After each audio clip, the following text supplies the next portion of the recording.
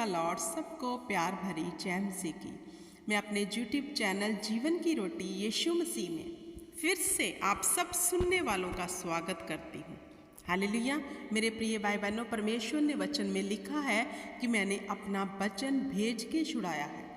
तो अब देखना ये है कि आपने उस वचन को कितनी गहराई से सुना है, क्योंकि खुदा ने, प्रभु जी ने लिख दिया कि मैं वचन भेज के तुम्हें छुड़ाऊंगा।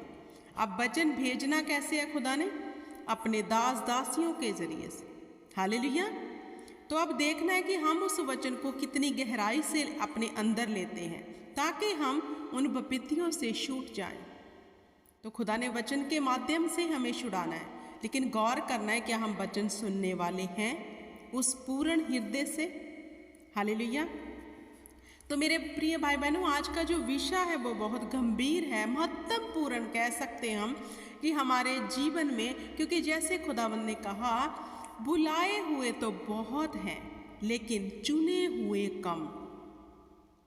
अभी भीड़ तो बहुत है लेकिन चुने कम है। क्यों? क्या प्रभु यीशु मसीह पूरी भीड़ को नहीं चुन सकते थे? क्यों कम ही चुने गए? क्योंकि उनकी अपनी ही डिजायर के कारण। हालेलुया। प्रभु ने बहुतों को बुलाया लेकिन कुछ ही चुने गए। आप मेरे साथ निकालें मत्ती की बुक, उसका 10 अध्याय। उसका टॉपिक क्या, हेडलाइन क्या है? यीशु के 12 चेले। फिर उसने अपने 12 चेलों को पास बुलाकर उन्हें अशुद्ध आत्मा पर अधिकार दिया कि उन्हें निकाले और सब प्रकार की बीमारियों और सब प्रकार की दुर्बलताओं को दूर करें। प्रभु ने ये अथॉरिटी किसको दी मेरे प्रिय भाई बहनों? अपने चेलों को। इट मीन चुने हुओं को। बुलाए तो बहुत है, भीड़ तो बहुत है, लेकिन चुने हुए कम है। तो जो चुने जा चुके हैं, खुदावंद ने उन्हें क्या दे दिया? ये अथॉरिटी दे दी। प्रभु यीशु मसीह ने अपने चुने हुओं को, अपने चेलों को पास बुलाया, उन्हें दुष्ट आत्मा के ऊपर अधिकार दे दिया, बीमारियों के ऊपर अधिकार दे दिया, शैतान की सारी शक्ति के ऊपर अधिकार दे दिया। क्या आप जो खुदाबंद ने ये अधिकार दिया है उसे लेना चाहते हैं? क्या आप अपने जीवन में इस अथॉरिटी को इस्तेमाल करना चाहते हैं? तो चुने हुए बनना पड़ेगा। हालेलुया। तो चुने हुए कैसे बनेंगे? अपने आप को अलगताई में लेकर। अगर आप संसार से निकलना ही नहीं चाहते, उसने आपको जकड़ा हुआ है संसार ने, संसारिक लोगों ने। हालेलुया। संसारिक लोगों के बीच में से आप निकलना ही नहीं चाहते, आपको वो ही पुरानी जिंदगी अभी अच्छी लग रही है, तो आप जस्ट नाम के मसीही हैं, मीन्स बुलाए हुए हैं, चुने हुए नहीं हैं। अगर चुने हुए बनना है तो इन चीजों से अपने आप को अलग करना पड़ेगा। तो जो डिसीजन लेगा परमेश्वर के पीछे चलने के लिए, खुदा ने कहा अपने हल के ऊपर हाथ रखकर पीछे मुड़कर मत देखना। तो जो बुलाए हुए हैं, मतलब वो पीछे मुड़कर देखते हैं अपने पुराने वास्तव को, पुरानी जिंदगी को। हालेलुया। इसलिए जब वो कहते हैं हम क्यों नहीं निकाल पाते दुष्ट आत्मा को, हमारे पास ये वरदान क्यों नहीं है? हालेलुया। क्यों काम नहीं कर रहे हमारे पास ये वरदान? क्योंकि आप हल के ऊपर हाथ रख के पीछे देखने वाले हो। क्योंकि इस वचन में हमने पढ़ा, उसने अपने चेलों को अपने पास बुलाया।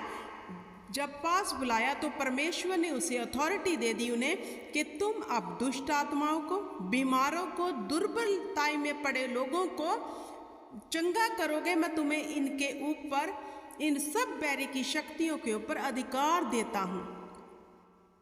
वो चुने गए, जाचक बनाए गए। हालेलुया। तो अभी हमें देखना है कि हम चुने हुओं में से हैं या भीड़ में हैं, बुलाए हुए नाम के मसीही हैं। हालेलुया। क्योंकि मेरे प्रिय भाई बहनों, परमेश्वर ने कहा मेरा रास्ता तंग है, सकरा है वो मार्ग जो परमेश्वर की ओर जाता है। अब कौन कठिनाइयों में पड़ना चाहेगा? हालेलुया। हर कोई अपनी लग्जरी लाइफ जीने को छोड़ ही नहीं सकता। हर कोई जो पहले से वो पाप के गुलाम थे, वो सब अपने जीवन में ऐसी बातें कर रहे थे, उन्हें छोड़ना ही नहीं चाहते। क्योंकि खुदा ने कहा सकरा है मेरा मार्ग, तंग है मेरा रास्ता, बहुत कम होंगे जो इसमें प्रवेश करेंगे। अब फिर से खुदा ने यही बात बोली। प्रभु ने कहा सभी नहीं इसमें प्रवेश करेंगे, बहुत कम होंगे। क्योंकि खुदा को पता है हर कोई जो मेरे पीछे आना चाहता है वो इन चीजों का इनकार करे। तो कौन करना चाहता है? इनकार ही नहीं कर रहे हैं इन चीजों का। इसलिए प्रभु यीशु मसीह को पता था, प्रभु को पता था, उसने इसलिए लिख दिया कि बहुत कम इसमें प्रवेश करेंगे, लेकिन जो करेंगे प्रवेश वो ही अनंत जीवन को पाएंगे। हालेलुया। हम अपने जीवन में आशीष तो देखना चाहते हैं, बरकत तो लेना चाहते हैं। हालेलुया। उन चुने हुओं की तरह वो सब तो हमारे जीवन में हम चाहते हैं जैसे उनके जीवन में खुदावंद ने किया हुआ है काम, लेकिन सब कुछ पाना भी चाहते हैं, लेकिन पुराने वास्तव से निकलना भी नहीं चाहते। तो प्रभु यीशु ने मसीह ने क्या कहा? एक कमान में दो तलवारें नहीं रह सकती, पुरानी और नई जिंदगी नहीं रह सकती। खुदा ने वचन में ही लिख दिया, तो कैसे आप सोच सकते हो कि वो साथ साथ लेकर आप ये सब भी अपने जीवन में आशीषों को देखने पाओगे? हालेलुया। क्योंकि खुदावंद का राज्य जो है उसकी खोज में जो लगा हुआ है वो ही परमेश्वर को देखने पाएगा। सभी नहीं, स्वर्ग में सभी नहीं जाएंगे। कौन जाएगा? प्रभु ने कहा जो मेरे पिता की मर्जी पर चलेगा। हालेलुया। प्रभु यीशु मसीह ने 12 चेलों को बुलाया, उन्हें सब चीजों के ऊपर अख्तियार दे दिया। हालेलुया। हमें चुने हुए बनना है। हमें परमेश्वर के लिए ऐसे प्यास दिखानी है जैसे भजन संहिता में लिखा है, मेरा जी तेरे लिए अति अभिलाषी है। दाऊद ने कहा, क्या हमारे अंदर परमेश्वर के लिए अभिलाषा है?